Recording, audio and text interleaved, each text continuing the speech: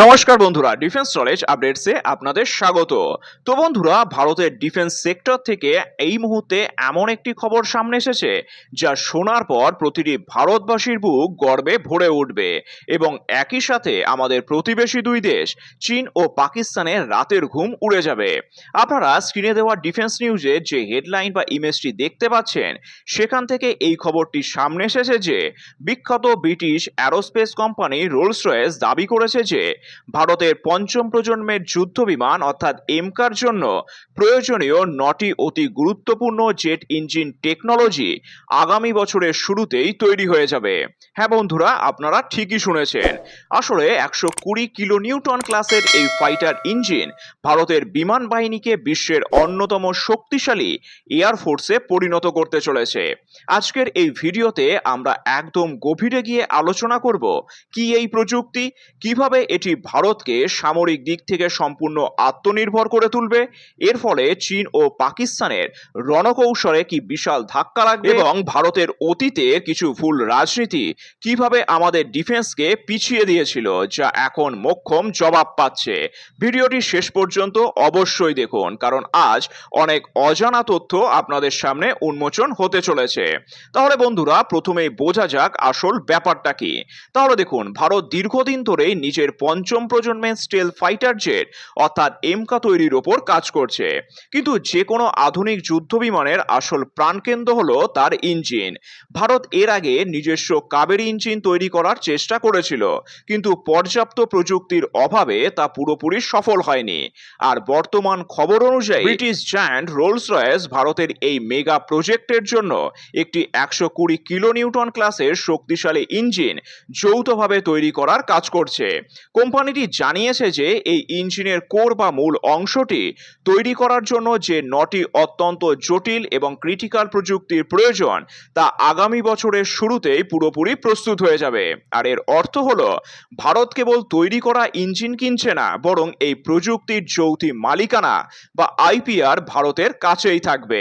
আর এই চুক্তি এবং প্রযুক্তির সাফল্য ভারতের জন্য গেম চেঞ্জার কেন জানেন? তাহলে দেখুন, আসলে এতদিন পর্যন্ত ভারত তার যুদ্ধ বিমানের ইঞ্জিনের জন্য মূলত রাশিয়া বা আমেরিকার যেমন তেজসের জন্য জিই ইঞ্জিনের ওপরই নির্ভরশীল ছিল।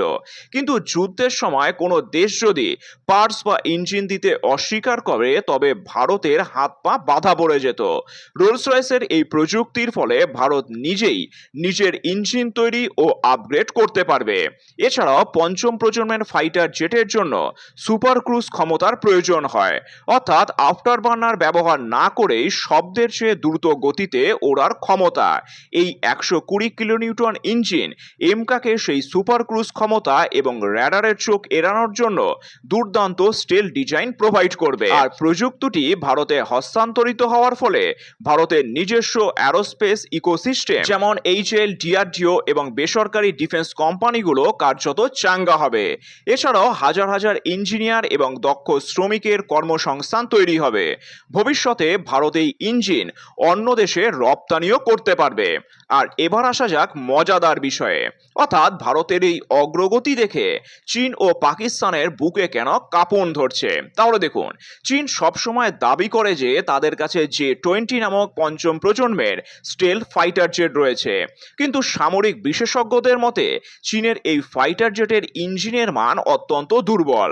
চীন রাশিয়ার প্রযুক্তি নকল করে WS-10 বা WS-15 ইঞ্জিন বানানোর চেষ্টা করলেও সেগুলোর প্রায় যান্ত্রিক ত্রুটি দেখা যায় এবং সেগুলোর লাইফ টাইমও কম।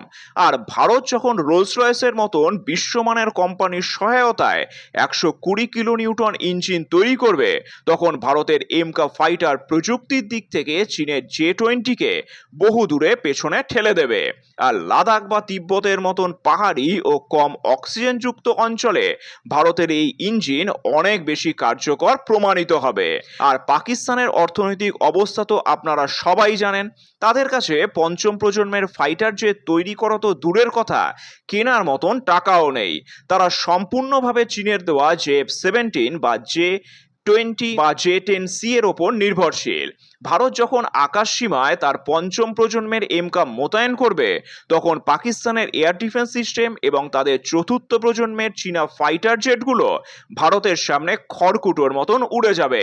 প্রযুক্তিগত এই বিশাল ব্যবধান পাকিস্তান কখনোই পূরণ করতে পারবে না।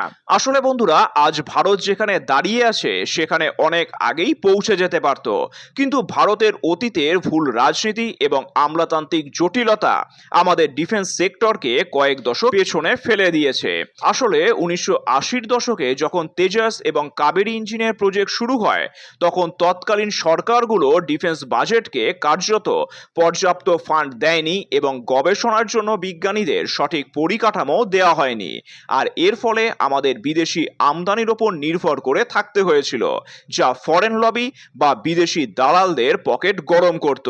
আর প্রযুক্তি হস্তান্তর ছাড়া কেবল তৈরি অস্ত্র কিনে কোটি কোটি ডলার অপচয় করা হয়েছে।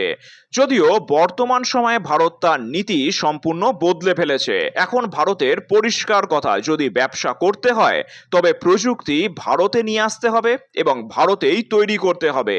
ভারত সরকার এই কঠোর ও দূরদর্শী রাজনীতির কারণেই আজ রোলস রয়েসের মতন কোম্পানি ভারতের সাথে যৌথভাবে ইঞ্জিন তৈরি করতে বাধ্য হচ্ছে।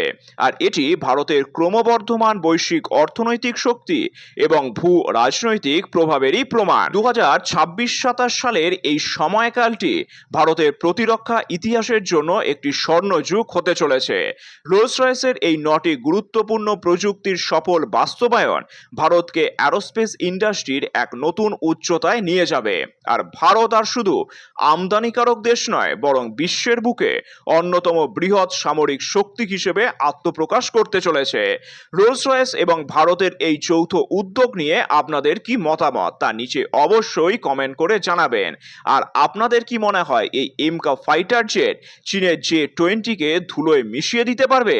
আপনাদের মূল্যবান মতামত নিচে অবশ্যই কমেন্ট করে জানাবেন। আর ভিডিওটি ভালো লাগলে একটি লাইক করবেন, বন্ধুদের সাথে শেয়ার করবেন এবং ডিফেন্স সংক্রান্ত এমন আরও রোমাঞ্চকর ও তথ্যবহুল ভিডিও পেতে এই চ্যানেলটিকে অবশ্যই সাবস্ক্রাইব করে রাখবেন। ধন্যবাদ। জয় হিন্দ।